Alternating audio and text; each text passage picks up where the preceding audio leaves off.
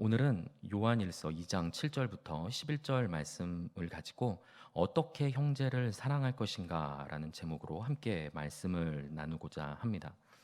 어, 네. 유진 피터슨 목사님이 계시죠? 이제 유진 피터슨 목사님이 쓰신 목회자의 영성이라는 책 중에 이런 내용이 있습니다. 한번 들어보십시오. 건강한 명사에는 형용사가 필요 없다. 그러나 명사가 손상되었거나 병에 걸렸다면 형용사가 필요하다라는 내용입니다. 무슨 뜻인지 아시겠죠? 예를 들자면 이런 것입니다. 그리스도인이라는 단어가 건강하면 이 단어를 수식할 미사 여부가 굳이 필요하지 않습니다. 그냥 그리스도인은 그 단어 자체로 아마 자랑스럽고 그리고 또 아주 은혜롭게 사용되겠죠. 하지만 그리스도인의 삶 속에서 짠맛과 빛을 잃어버린다면 이 단어는 홀로 사용되는 것이 부끄러워지게 될 것입니다. 그래서 이 단어가 사용될 때, 그리스도인이라는 단어가 사용될 때마다 그 단어를 꾸며줄 어떤 화려한 수식어나 미사여구를 필요로 하게 된다는 것이죠.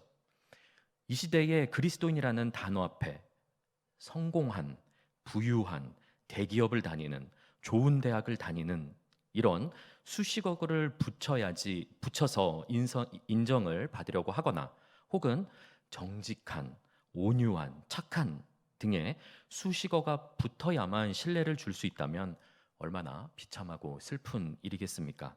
저와 여러분의 삶을 통해서 그리스도인이라는 단어가 삶 속에서 회복되길 바랍니다. 오늘 말씀을 함께 나눌 때에 그리스도인이란 누구인지, 그리고 그는 어떻게 살아가는 사람인지 그 정체성과 삶에 대해서 함께 고민하고 결단하는 시간 되길 소망합니다. 앞선 이렇게 기억하실지는 모르겠지만요. 수요일과 금요일에 이제 함께 요한일서를 계속 나눠 오고 있습니다. 그래서 앞선 요한일서 2장 3절부터 6절까지 이제 지난 시간에 나눴던 말씀인데요. 그 말씀 안에서는 사도 요한은 예수님과 친밀한 사귐에 대해서 계속 강조하고 있었습니다. 요한일서는 계속 하나님과의 친밀한 관계를 말씀하는 서신이죠. 그런데 오늘 말씀 바로 앞에 있는 3절부터 6절까지의 말씀에서는 예수님과 친밀한 사귐이 있는 자라면 그 계명을 지키고 행하는 사람이다라고 말씀을 했습니다. 빛에 속한 자는 하나님의 명령과 말씀에 대해서 많이 알고 정확하게 아는 사람이 아닙니다. 이 무슨 말일까요? 정확하게 알고 많이 아는 사람이, 그리고 그런 것들을 많이 말하는 사람이 빛 가운데 행하는 것이 아니라 아는 것을 행하는 자라야 빛 가운데 행하는 자다라고 말씀하셨던 것이죠. 알고 있음에도 불구하고 그것을 알고 있지만 순종하지 못하고 살아내지 못하는 것은 어둠 가운데 행하는 것이다라는 것에 대해서 지난 시간에 함께 나눴던 기억이 있습니다. 오늘 본문에서는 앞서 언급한 그 하나님의 계명, 그리스도의 계명이 무엇인지 구체적으로 이야기하면서 굉장히 본질적인 주제에 대해서 다루는 것을 볼 수가 있습니다. 어떤 말씀인지 그 말씀을 통해서 그리스도인이 어떻게 살아가고 어떤 사람인지 함께 좀 고민하고 묵상하고 결단하는 시간 되었으면 좋겠습니다. 7절 말씀입니다. 사랑하는 자들아, 내가 새 계명을 너희에게 쓰는 것이 아니라 너희가 처음부터 가진 옛 계명이니 이 옛 계명은 너희가 들은 바 말씀이거니와. 아멘. 이렇게 말씀합니다. 7절 말씀 이렇죠. 사도 요한은 앞으로 이제 설명할, 아직 그 내용이 무엇인지는 뒤에 이제 소개가 되는데요. 새 계명을 소개하게 될 텐데 이 새 계명이 예전에는 들어보지 못한 완전히 생소하고 낯선 새로운 계명이 아니다라고 7절에서 말씀하고 있습니다. 오히려 유대인들이 처음에 받았던 옛 계명이다라고 말씀하고 있죠. 구약의 옛 계명과 예수님께서 주신 새 계명은 사실 다르지 않습니다. 옛 계명과 새 계명의 본질이 동일하기 때문입니다. 그 본질은 무엇입니까? 마태복음 22장에서 보니까 어제 큐티 본문 말씀이었더라고요. 마태복음 22장에서 예수님을 시험하려는 율법사가 예수님께 율법 중 어느 계명이 제일 큽니까? 질문하는 그런 장면이 나옵니다. 그때 예수님께서는 이렇게 대답하셨습니다. 마태복음 22장 37절에서부터 40절까지의 말씀입니다. 내 마음을 다하고 목숨을 다하고 뜻을 다하여 주 너의 하나님을 사랑하라 하셨으니 이것이 크고 첫째 되는 계명이요 둘째도 그와 같으니 내 이웃을 내 자신과 같이 사랑하라 하셨으니 이 두 계명이 온 율법과 선지자의 강령이니라. 아멘. 이렇게 말씀하고 계십니다. 예수님께서 말씀하신 것처럼 옛 계명, 옛 언약, 즉 율법의 중심에는 사랑의 계명이 자리 잡고 있다는 것을 알 수가 있습니다. 이것이 옛 계명만 그렇습니까? 그렇지 않습니다. 새 계명도 마찬가지라는 것을 볼 수가 있습니다. 요한복음 13장 34절부터 35절까지의 말씀입니다. 예수님께서 이렇게 말씀하셨죠. 새 계명을 너희에게 주노니 서로 사랑하라. 내가 너희를 사랑한 것 같이 너희도 서로 사랑하라. 너희가 서로 사랑하면 이로써 모든 사람이 너희가 내 제자인 줄 알리라. 아멘. 이렇게 말씀하셨습니다. 서로 사랑하는 것, 이것이 예수님께서 주신 새 계명이자 새 언약의 본질, 핵심 가치인 것이죠. 이와 같이 앞에서 나눴던 것처럼 옛 계명과 새 계명 사이에는 계속해서 연결되는 연속성이 있습니다. 공통점이 있다는 것이죠. 바로 사랑이라는 동일한 본질로 이어져 있습니다. 새 계명이 우리가 들어보지 못한 완전 새로운 것, 그리고 전혀 들어보지 못한 생소한 것이 아니라 바로 율법에서부터 계속 이어져 내려오는 그 가치, 본질, 사랑이 자리 잡고 있다는 것이죠. 자, 7절에서는 바로 새 계명은 옛 계명과 공통점이 있어서 연속되어진다라는 것에 대해서 말씀하셨습니다. 계속해서 8절 한번 살펴보겠습니다. 8절 말씀입니다. 다시 내가 너희에게 새 계명을 쓰노니 그에게와 너희에게도 참된 것이라. 이는 어둠이 지나가고 참빛이 벌써 비침이니라. 아멘. 자, 8절 말씀을 읽으면서 뭔가 이상한 것을 발견하셔야 되고 또 발견이 됩니다. 왜냐하면 바로 앞에 7절에서는 새 계명을 너희에게 쓰는 것이 아니다라고 말씀했는데 한 절 사이에 바로 말이 바뀌었죠. 내가 너희에게 새 계명을 쓴다라고 말씀을 합니다. 왜 이 금방 앞뒤가 다른 말씀을 하고 계신 걸까요? 이것은 사도 요한의 어떤 변덕이나 건망증이나 그리고 어떤 다른 논리적인 오류 때문에 벌어진 일이 아니라 다른 것에 대해서 말씀하려고 하기 때문입니다. 사도 요한은 지금 옛 계명과 새 계명의 7절에서는 공통점을 말했다면 8절에서는 차이점에 대해서 말씀하고 있는 것입니다. 만약 옛 계명과 새 계명이 7절 말씀처럼 연속성만을 가지고 동일하다면 예수님께서 굳이 새 계명을 우리에게 주실 필요가 없었을 것입니다. 완전히 동일하다면 말이죠. 하지만 새 계명은 옛 계명과 비교할 수 없을 정도로 탁월한 차이점을 가지고 있습니다. 새 계명은 옛 계명과 비교해 보면 사랑이라는 본질과 핵심 가치에 대해서는 변함이 없습니다. 그러나 그 성취와 그리고 내용에 있어서는 비교할 수 없을 정도로 다른 점을 보여주고 있습니다. 예수님께서는 마태복음 5장에서부터 시작되는 산상수훈 말씀, 아마 여러분도 기억하실 거라고 생각합니다. 그 산상수훈을 통해서 율법에 대해서 재해석해 주셨습니다. 그동안 유대인들이 믿고 지켜왔던 그 율법들에 대해서 장로의 유전이라고 불려지는 하나님께서 말씀하신 율법 이외에도 그 율법을 범하지 않기 위해서 좀 더 엄격하게 어떤 장로의 유전이라는 것들을 만들어서 지키고 있었습니다. 교수님께서 제가 이제 공부할 때 교수님께서 이렇게 비유하셨던 걸로 기억합니다. 요즘은 이제 그런 경우를 볼 수가 없는데 예전에 제 초등학교 다닐 때만 해도 학급 그 학교 교실 안에 난로가 있었습니다. 그리고 난로에 손을 대면 아이들이 장난치다가 이렇게 난로에 손이 닿으면 되니까 그 옆에 철망으로 이렇게 됐던 것을 기억합니다. 여러분도 기억하실지 모르겠습니다. 세대가 아마 네. 그래서 지금 어린 분들은 그냥 이렇게 히터 트는 거 아닌가 생각하실지 모르겠는데 예전에 난로가 있었습니다. 그래서 아침에 이제 당번들이 조개탄을 이제 받아오고 했던 그런 세대에 저도 학교를 다녔던 것 같습니다. 바로 이것이죠. 율법이 난로라면은 그 곁에 난로를 만져서 손을 대지 않기 위해 율법을 범하지 않게 하기 위해 그 율법보다 더 엄격한 어떤 규칙들을 정해서 실수로라도 율법을 범하지 않도록 이렇게 어떤 보호 철망 같은 것을 내둔 것이 바로 장로의 유전인 것이죠. 하나님께서 명령하시는 것이 아니라 사람이 스스로 만든 것이죠. 하나님께서는 명령하지 않으셨던 것마저도 지키게 만드는 혹시 실수로라도 율법을 범하지 않게 하기 위한 장치로 만든 것이 장로의 유전이죠. 자, 그런데 예수님께서는 산상수훈 말씀을 통해서 그렇게 유대인들이 지키고 있었던 그러한 어떤 장로들의 유전 혹은 하나님께서 주신 율법들에 대해서 너희가 모세를 통해서 이러한 율법을 받았고 네, 장로의 유전으로 이렇게 지키고 있지만 하나님께서 원하시는 율법의 원래 의도와 뜻은 그것이 아니다라고 하면서 재해석해 주셨습니다. 사랑의 계명도 마찬가지죠. 마태복음 5장 43절과 44절 말씀입니다. 또 내 이웃을 사랑하고 내 원수를 미워하라 하였다는 것을 너희가 들었으나 나는 너희에게 이르노니 너희 원수를 사랑하며 너희를 박해하는 자를 위하여 기도하라. 아멘. 이렇게 말씀하십니다. 구약의 이스라엘 백성들이 이해한 사랑의 범위는 이웃이었습니다. 이웃. 여기서 말하는 이웃이라 하면 이스라엘 백성들입니다. 이스라엘 백성 바깥은 이웃이 아니죠.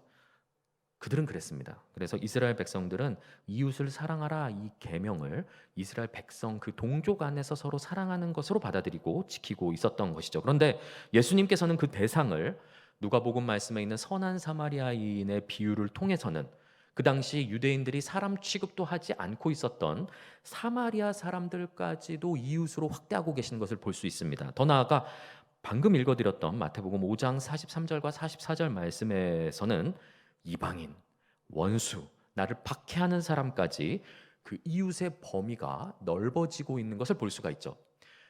지금 무슨 말씀을 드리는 거냐면은 사도 요한은 옛 계명과 새 계명 모두 사랑을 강조하고 있지만 그 본질적으로는 연속성이 있지만 그것에 대한 어떤 가치나 내용이나 그 순수함에 있어서 훨씬 더 탁월하고 그 영역이 넓고 깊고 높다라는 것에 대해서 8절에서 말씀하고 있다는 것을 지금 말씀드리고 있는 것입니다. 뿐만 아닙니다. 그 범위만 넓습니까? 우리가 사랑해야 하는 그 대상의 범위만 넓어진 것이 아니죠. 요한복음 15장 12절부터 13절까지 말씀입니다. 내 계명은 곧 내가 너희를 사랑한 것 같이 너희도 서로 사랑하라 하는 이것이니라. 사람이 친구를 위하여 자기 목숨을 버리면 이보다 더 큰 사랑이 없나니. 아멘. 이렇게 말씀하십니다. 구약의 사랑이 이웃을 내 자신과 같이 사랑하라고 하셨다면 새 계명은 어떻습니까? 목숨까지 내어주라고 말씀합니다. 목숨을 내어준다는 것은 나보다 남을 더 사랑하는 지경에 이른 것이죠. 훨씬 더 높은 가치와 더 높은 이상의 사랑의 계명이 예수님을 통해서 우리에게 주어진 것입니다. 옛 계명과 새 계명의 차이점은 바로 이런 데 있는 것이죠. 예수님께서는 말씀만 하신 것이 아니었습니다. 십자가의 죽으심을 통해서 본을 보이셨죠. 우리를 위해서 목숨을 내어주셨습니다. 그런데 방금 읽었던 그 말씀처럼 이렇게 말씀하시죠. 내가 너희를 사랑한 것 같이 너희도 서로 사랑하라. 이게 무슨 말씀입니까? 내가 너희를 위해 목숨을 바치도록 사랑한 것처럼 너희도 내가 너희를 사랑한 것처럼 사랑하라라는 것은 너희도 너희 형제를 위해서 목숨까지 내어주면서 사랑하라 라고 말씀하고 계신 것입니다. 와, 굉장히 지난 시간에도 한번 말씀드렸는데 허들이 굉장히 높아졌습니다. 지금 형제를 그리고 이웃을 그 이웃이라는 것이 굉장히 넓어졌죠. 나를 박해하는 사람, 나의 원수까지도 지금 굉장히 넓어졌는데 그들을 위해서 목숨까지 내어주면서 나보다 더 그들을 사랑하라 라고 말씀하셨습니다. 그리고 본을 보이셨죠. 바로 이것은 우리에게 살아있는 명령으로 주어진 것이 됩니다. 자, 하나님의 계획과 섭리 안에서 선후 관계는 모호하지만 옛 언약과 새 언약의 관계 혹은 옛 계명과 새 계명의 관계는 바로 이러한 관계에 있습니다. 그냥 그 중심 사상은 같지만 그 본질적인 어떤 내용에 있어서 참 형상과 그림자 그리고 원본과 모형의 관계일 정도로 굉장히 다르다는 것입니다. 이것에 대해서 신학자들, 굉장히 어려운 말하기 좋아하는 신학자들은 옛 언약과 새 언약의 불연속성이라고 합니다. 7절에서는 연속성에 대해서 말씀했다면 8절에선 불연속성에 대해서 말씀하고 있는 것이죠. 이것에 대해서는 이제 히브리서 8장부터 10장까지 말씀에 잘 기록되어져 있는데 오늘 말씀은 아니기 때문에 나중에 기회가 되면 또 나눠보는 것으로 하겠습니다. 정리하면 옛 언약과 새 언약 사이에는 연속성이 있습니다. 그러나 그 완성도나 범위와 높이와 깊이에 있어서 비교할 수 없을 정도로 다른 불연속성이 있는 것이죠. 사도 요한은 7절과 8절 말씀을 통해서 이 연속성과 불연속성을 말씀하는 것입니다. 그래서 세 계명을 쓰는 것이 아니다라고 말하고 8절에서는 내가 너희에게 세 계명을 쓴다라고 지금 마치 지금 앞뒤가 맞지 않는 말을 하는 것처럼 들리는 것이죠. 그런데 이 세 계명은 참된 것이며 예수님께서 오심을 통해 어둠이 지나가고 참빛이 벌써 비쳐서 새날 새 시대가 도래하는 것처럼 우리는 옛 계명과 옛 언약 안에서 사는 사람들이 아니라 새 계명과 새 언약 가운데 사는 사람들이다라고 8절에서 말씀하고 있는 것이죠.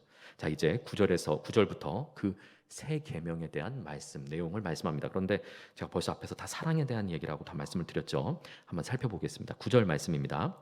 빛 가운데 있다면서 그 형제를 미워하는 자는 지금까지 어둠에 있는 자요. 아멘. 빛이신 하나님. 저희가 요한일서 처음 나눌 때 1장 4절에서 대전제와 같은 말씀이 있었다고 말씀드렸죠. 바로 하나님은 빛이시다. 그에게는 어둠이 조금도 없으시다라는 말씀으로 시작했습니다.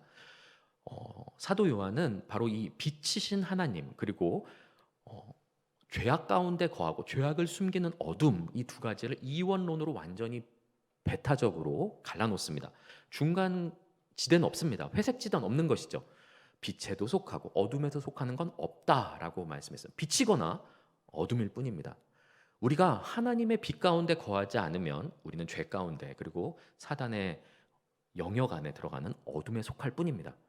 한쪽 다리는 어둠에 한쪽 다리는 빛 가운데 걸칠 수 없다는 것이죠. 왜 그러냐면 하나님 안에는 어둠이 조금도 없다라고 이미 요한은 말씀했기 때문입니다. 자, 따라서 우리는 하나님과 교제를 나누고 사귐을 누리고 그 안에 거하기 위해서는 우리 또한 빛 가운데 행해야 하는 것이죠. 조금이라도 우리가 어둠 가운데 속하는 일들이 있다면 하나님과 교제를 나눌 수가 없다는 것입니다. 빛 가운데 행하는 것이 무엇입니까? 앞선 말씀에서 두 가지 나눴습니다.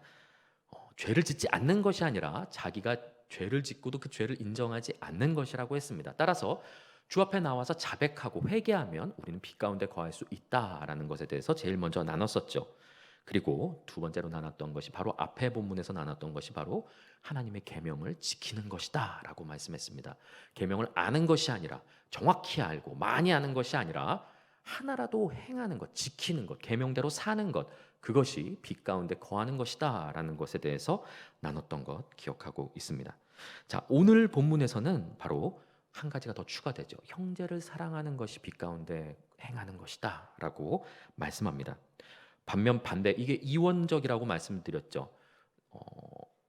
형제를 사랑하지 않는 것, 그냥 미워하지도 않고 사랑하지도 않는 것 이런 건 없다는 것입니다. 하나님 안에서 미워하거나 사랑할 뿐이라는 것이죠. 무관심한 것은 사랑하지 않는 것이죠. 지금 사랑하거나 사랑하지 않는 것으로 지금 나눠지고 있다는 것에 대해서 한번 주목해 보시기 바랍니다.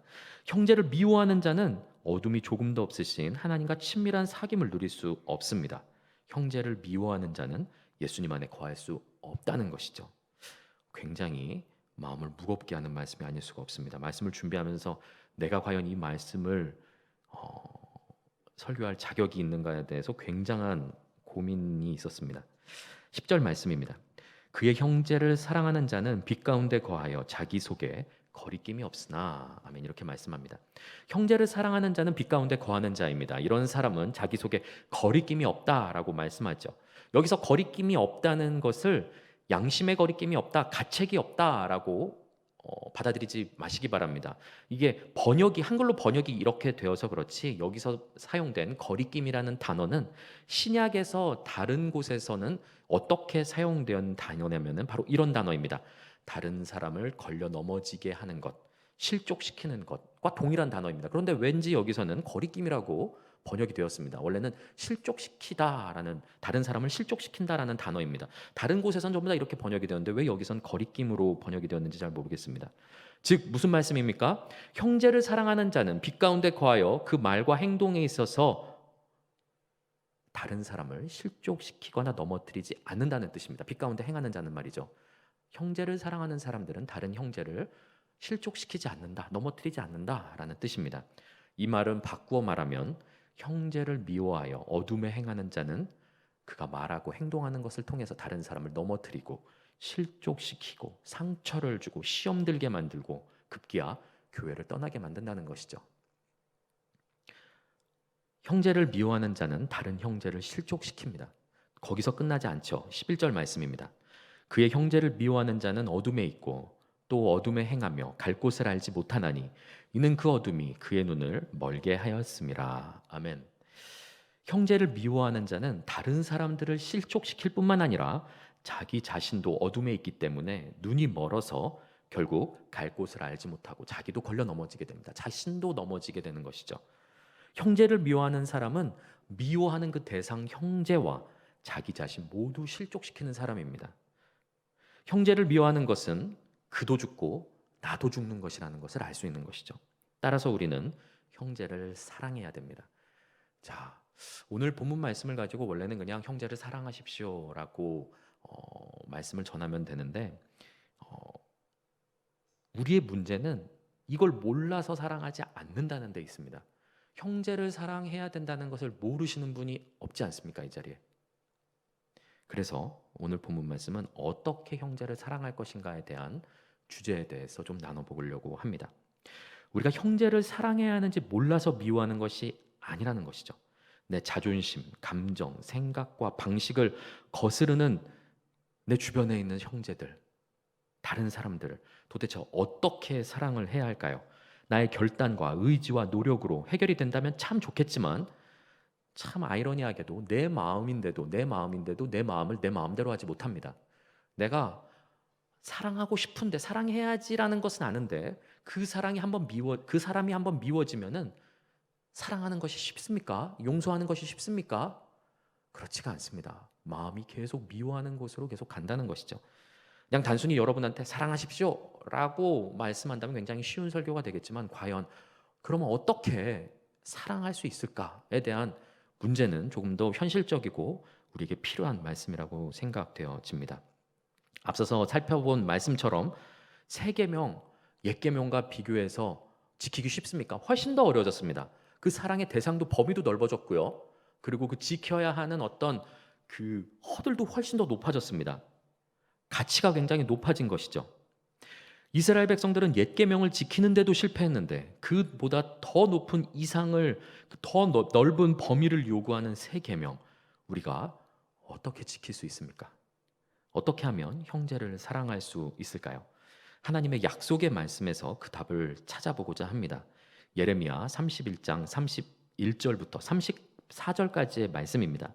이 말씀 한번 좀 기억해 주시기 바랍니다. 꼭 기억해 주시기 바랍니다. 예레미야 외우기도 쉽습니다. 31장 31절부터 34절까지의 말씀입니다.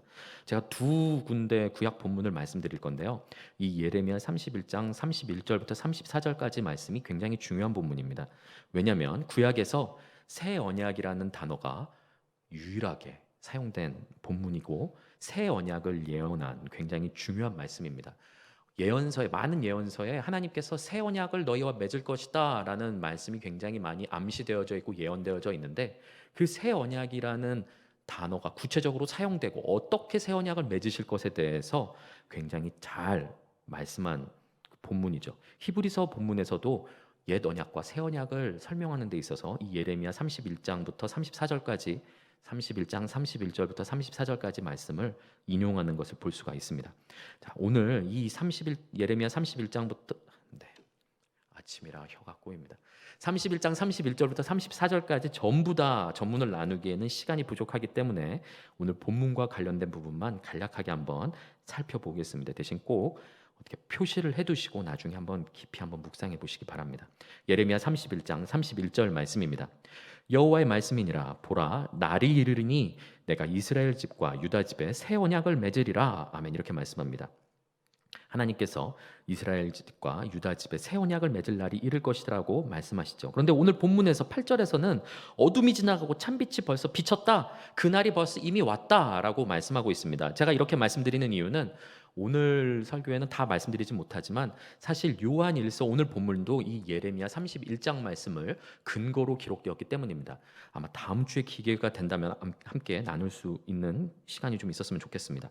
자, 그리스도 안에서 우리는 하나님과 새 언약을 맺은 사람들이다라는 것이죠. 32절 말씀입니다. 이 언약은 내가 그들의 조상들의 손을 잡고 애굽 땅에서 인도하여 내던 날에 맺은 것과 같지 아니할 것은 불연 속성이죠. 지금 다르다라고 말씀하고 계십니다. 내가 그들의 남편이 되었어도 그들이 내 언약을 깨뜨렸음이라 여호와의 말씀이니라. 누가 깨뜨렸습니까?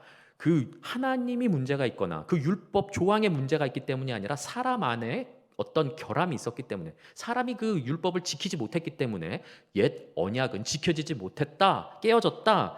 근데 깨어지진 않았습니다. 지키지 못했다라고 말씀하고 있는 것입니다. 언약 당사자, 하나님과 인간이죠. 그 중에 한 측인 바로 인간의 언약 불이행, 불순종으로 인해서 옛 언약은 이미 파괴되어도 인간 입장에서는 아무 말도 할 수 없는 상황입니다.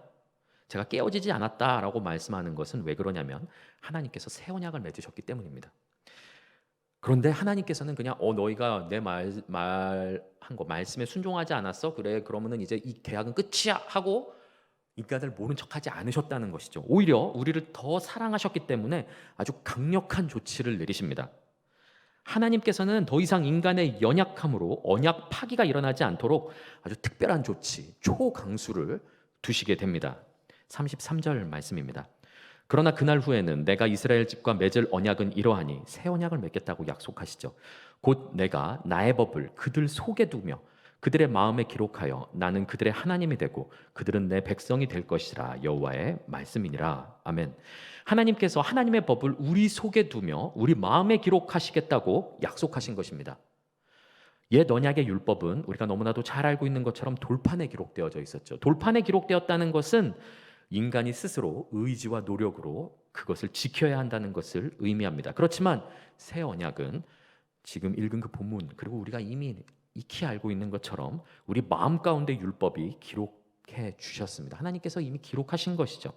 이것은 하나님의 명령이 우리 마음 가운데 기록되었다는 것은 하나님의 명령이 우리의 삶과 행동을 지배하게 하시겠다라는 선언과도 같습니다. 사랑하는 성도 여러분, 여러분 마음 가운데는 새 언약이 새겨져 있습니다. 믿으시기 바랍니다. 하나님께서 우리의 하나님이 되시고 우리는 그의 백성이 되었습니다. 이 새 언약이 우리 마음에 새겨진 방식, 어떻게 새겨졌는가에 대해서 말씀하는 다른 구약 말씀이 있습니다. 앞서 말씀드렸던 것처럼 두 군데 말씀을 말씀드릴 거라고 말씀드렸는데 계속 말씀이 반복되네요. 이 예레미야 31장 31절부터 34절 말씀이 굉장히 중요한 말씀이고, 더불어서 새 언약을 예언하는 예레미야 31장은 새 언약에 대해서 말씀했다면 그 새 언약의 법도와 규례에 대해서, 상세한 규례에 대해서 어떻게 마음에 기록할 것인가에 대해서 설명해 주신 본문이 있습니다. 서로 두 본문은 서로를 강화하는 효과가 있죠. 이미 알고 계신 분들도 계실 것입니다. 우리가 너무나 사랑하는 본문이죠. 에스겔 36장 25절부터 28절까지의 말씀입니다. 이 본문 말씀도 꼭 기억하시기 바랍니다. 에스겔 36장 25절부터 28절까지의 말씀입니다. 조금 길지만 한번 읽어보겠습니다. 맑은 물을 너희에게 뿌려서 너희로 정결하게 하되 곧 너희 모든 더러운 것에서와 모든 우상 숭배에서 너희를 정결하게 할 것이며 또 새 영을 너희 속에 두고 새 마음을 너희에게 주되 너희 육신에서 굳은 마음을 제거하고 부드러운 마음을 줄 것이며 또 내 영을 너희 속에 두어 너희로 내 율례를 행하게 하리니 너희가 내 규례를 지켜 행할지라. 내가 너희 조상들에게 준 땅에서 너희가 거주하면서 내 백성이 되고 나는 너희 하나님이 되리라. 이 예레미야 말씀과 굉장히 유사한 것을 볼 수가 있습니다. 그렇지만 조금 더 길고 구체적이죠. 우리에 있는 모든 더러움 그리고 우상 숭배에 대해서 하나님께서 우리를 직접 정결하게 하시겠다고 말씀하셨습니다. 그리고 예수님께서 오심을 통해서 이 말씀은 성취되었죠. 그리고 새 영을 우리 속에 두시겠다고 말씀하셨습니다. 이 새 영은 성령님을 말씀하시는 것이 아니라 새 마음을 말씀합니다. 나의 영, 우리의 영을 말씀합니다. 새 영을 주시겠다 말씀하십니다. 새 마음을 주시겠다. 이 마음, 옛 마음 어떤 마음입니까? 하나님께 불순종하는 굳은 마음입니다. 교만한 마음이죠. 자기 고집입니다. 그런데 이 옛마음, 옛사람에 속한 이 옛마음을 제거하시겠다. 우리가 제거하는 것이 아니라 하나님께서 제거하시겠다라고 약속하신 것입니다. 그래서 이 옛마음, 단단하고 굳은 마음을 제거해 버리시고 살같이 부드러운 마음을 허락하시겠다라고 말씀하셨습니다. 이거 우리가 하는 게 아니라 하나님께서 하시겠다고 약속하셨고 이루어진 일입니다. 그리고 결정적으로 우리에게 새 마음, 내면의 변화만 일어났을 뿐만 아니라 그 내면의 변화 위에 정말 놀라운 말씀이죠. 하나님의 영이신 성령을 우리 속에 두어서 우리가 하나님의 명령을 행하게 하실 것이라고 말씀하셨습니다. 에스겔서 말씀을 보면 하나님의 명령을 지키는 방법이 무엇이라고 묘사되고 있냐면은 내 영을 너희 속에 두어 너희로 내 율례를 행하게 할 것이다 라고 말씀하고 있는 것을 볼 수가 있습니다. 너희가 내 규례를 지켜 행할지니라 라고 말씀합니다. 어떻게요? 내 영이 너희 마음 가운데 있어서 라고 말씀하고 있는 것이죠. 바로 성령님께서 우리 마음 가운데 오셔서 성령 충만함을 통해서 하나님의 법을 우리가 지킬 수 있게 된다는 말씀입니다. 사도 바울은 이것을 로마서 8장 2절에서 이렇게 말씀하시죠. 예수 안에 있는 생명의 성령의 법이라고 말씀합니다. 이것은 구약에서 약속되었을 뿐만 아니라 신약에서도 우리가 믿고 살아가는 우리의 믿음의 근거가 됩니다. 이 모든 약속은 예수님을 통해서 성취되었습니다. 하나님의 아들이신 예수님께서 인간의 몸을 입고 이 땅에 오셨죠. 그래서 저와 여러분의 죄를 위해서 죽으셨습니다. 그 예수님을 나의 구원자이자 주님으로 구원자뿐만 아니라 주님으로 믿는 것이죠. 주님 무엇입니까? 주인으로 모시는 것이다. 주인으로 믿는 사람들에게는 약속된 이 말씀의 축복을 누리게 된다는 것을 믿으시기 바랍니다. 사랑하는 성도 여러분, 이것이 우리가 하나님 말씀에 순종하는 유일한 방법입니다. 그리고 형제를 사랑하는 유일한 방법이라는 것이죠. 나의 의지와 노력으로는 절대로 형제를 사랑할 수가 없습니다. 왜냐하면 나의 자아는 어떻습니까? 항상 내가 옳습니다. 그리고 항상 내가 인정받아야 되고 칭찬받아야 되고 사람들이 나를 알아줘야 됩니다. 그리고 자존심이 있습니다. 이기심이 있죠. 때로는 수치심이 있고 부끄러움이 있습니다. 그리고 질투와 시기심이 있습니다. 그리고 내 마음이 불편하죠. 나의 마음이 이미 죄로 인해 타락했기 때문에 나의 자아상이 이미 일그러져 있는 상태이죠. 그러한 마음으로는 절대로 형제를 사랑할 수가 없다는 것입니다. 나의 의지와 노력으로 사랑해 보려는 것은 마치 옛 언약처럼 돌판에 새겨진 율법을 지키려는 것과 같은 것입니다. 이미 인류는 실패를 경험했습니다. 나의 의지와 노력과 내가 사랑해야지 이래가지고서는 사랑할 수 없다는 것이죠. 예수님을 믿는 우리 마음에는 하나님의 법이 기록되어져 있습니다. 누가 기록하셨냐면 성령님께서 기록하셨죠. 그리고 그 성령님께서는 저와 여러분 마음 가운데 내주하고 계십니다. 우리는 오직 성령 충만해서 성령께서 나의 삶을 다스리실 때 하나님의 말씀에 순종하고 형제를 사랑할 수 있는 것입니다. 자, 그런데 이게 또 문제가 있습니다. 무엇입니까? 우리가 성령으로 충만하지 않다는 것이죠. 성령께서 우리의 삶을 온전히 주장하시도록 우리가 삶의 주권을 내어드리지 않는다는 것입니다. 성령 충만하다는 것이 무엇입니까?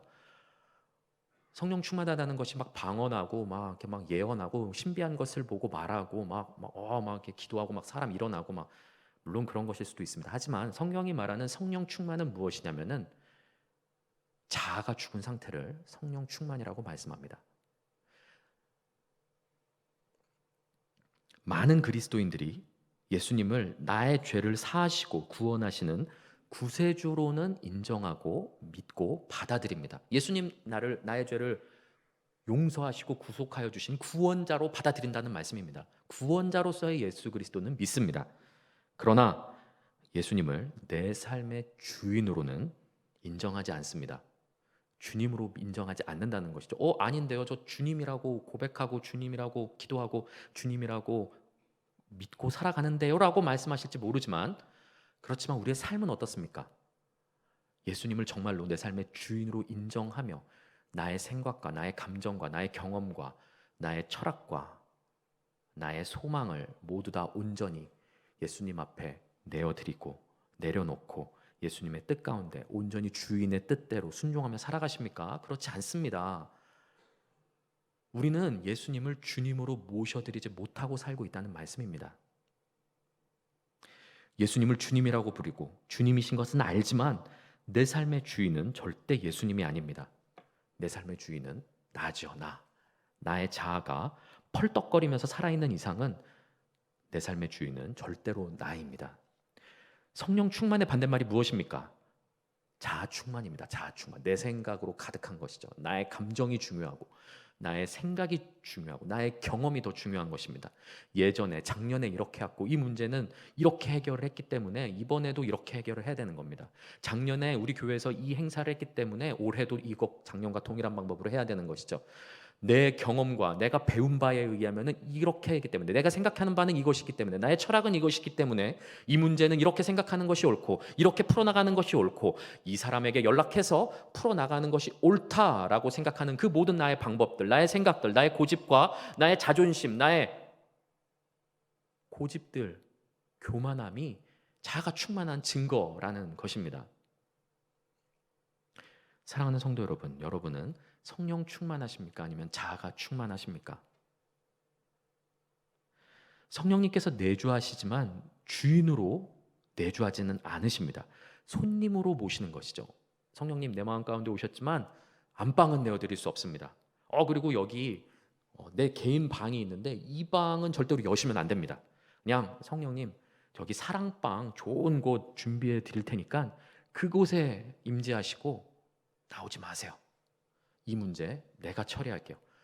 내가 저 사람 상처 줬는데 이 사람에 대한 반응 내가 결정할 겁니다. 나한테 사랑하라고 강요하지 마십시오. 성령님을 철저히 손님으로 그냥 모시고 살아가는 것이죠. 이것은 예수님께서 절대로 내 삶의 주인인 것은 아닙니다.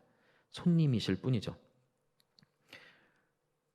나의 자아를 십자가에 못 박고 예수님과 함께 나의 옛사람, 나의 자아가 함께 죽은 것을 인정하지 않고 믿지 않는 사람은 절대로 형제를 사랑할 수가 없습니다. 왜냐하면 내 감정, 내 생각, 내 상처받은 게 더 중요하기 때문이죠. 하나님 말씀보다 내 감정이 더 중요하니까 저 사람 절대 용서할 수 없는 것입니다.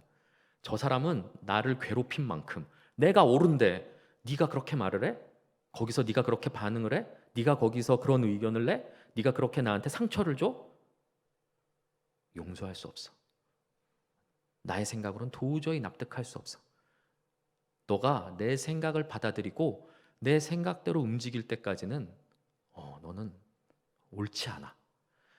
사랑하는 성도 여러분, 우리 믿음 안에서는 이성적이고 합리적으로 옳은 것이 하나님의 의가 아니라 하나 되는 것이 의입니다. 하나님께서는 내가 옳은 것을 말하고 옳은 의견을 말하는 것을 기뻐하시는 것이 아니라 형제와 함께 하나 되는 것을 기뻐하신다는 것이죠. 하나님 안에서 옳은 것은 이성적으로 합리적으로 옳은 것이 아니라 형제가 서로 사랑하고 용납하고 하나 되는 것, 그것이 하나님 안에서 옳은 것입니다. 그것을 기억하시길 바랍니다. 자, 그런데 성령님께서는 인격적인 분이시죠. 그렇기 때문에 삶의 주권을 나에게서 강탈하지 않으십니다. 사랑방 박차고 나오셔가지고 너의 주권을 나에게 넘겨! 막 이렇게 막 붙들고 막 비인격적으로 막 나의 삶을, 자 여기서는 나의 뜻은 이거니까 이렇게 움직여! 막 이렇게. 성경 말씀 보면 이렇게 하는 것 누가 합니까? 성령님께서 이렇게 하지 않고 악령이 이렇게 합니다. 귀신 들린 사람이 이렇게 하죠. 막 무덤에서 막 빨개 벗고 사람들한테 막 이렇게 겁주고 막 이렇게 비인격적으로 사람을 좌지우지하는 거 누가 그럽니까? 성령님께서 그러십니까? 그렇지 않습니다. 악령이 그렇습니다. 귀신이 그러죠. 성령님께서는 절대로 그렇게 하지 않으십니다. 우리를 인격적으로 대하십니다. 인격적으로 대하신다는 게 무엇입니까? 우리가 스스로 나의 의지를, 자유의지를 가지고 나의 모든 주권을 주 앞에 내려놓고 순종하고 나의 모든 주권을 주 앞에 내어드릴 때까지 기다리신다는 것을 의미합니다. 내놔 하는 분이 아니라 내놔 하는 것은 악령이 하는 것이고, 성령께서는 우리가 스스로 내어드릴 때까지 기다리시는 분이십니다. 갈라디아서 2장 20절 말씀입니다. 내가 그리스도와 함께 십자가에 못 박혔나니 그런즉 이제는 내가 사는 것이 아니요 오직 내 안에 그리스도께서 사시는 것이라. 이제 내가 육체 가운데 사는 것은 나를 사랑하사 나를 위하여 자기 자신을 버리신 하나님의 아들을 믿는 믿음 안에서 사는 것이라. 아멘. 사랑하는 성도 여러분, 우리는 예수님의 십자가에서 예수님과 함께 못 박혀 죽은 사람들입니다. 나의 욕망, 욕심, 굳은 마음, 이기적인 자아, 자존심, 땅에 소망을 둔 타락한 나의 욕심들, 이 모든 것은 옛사람에 속한 것이고 이미 예수님과 함께 십자가에 못 박혀 죽었다는 것입니다. 말씀을 보면 십자가에 달려 죽어야 한다고 말씀하지 않으십니다. 죽었다라고 말씀하십니다. 헬라어에서 과거 완료로 쓰여진 것은 이미 성취된 일입니다. 이것은 내가 죽어야지 하는 문제가 아니라는 것입니다. 이미 우린 죽은 사람들입니다. 예수님을 믿는 그 순간 십자가에서 우리는 예수님과 함께 옛사람은 이미 죽었습니다. 믿으시기 바랍니다. 사랑하는 성도 여러분, 우리는 예수님의 십자가에서 예수님과 함께 못 박혀 죽었습니다. 나의 욕망, 욕심, 이러한 것들 다 십자가에 달려 죽었다는 것입니다. 이것이 자기 부인입니다. 나의 나됨을 내려놓는 것, 부인하는 것이죠. 자기를 부인하고 자기 십자가를 지지 않으면 예수님을 따를 수 없다라고 말씀하셨죠. 이 아침 별로 좋아하진 않으시겠지만 함께 고백했으면 좋겠습니다. 함께 제가 이제 말씀드리는 거 함께 좀 고백했으면 좋겠습니다.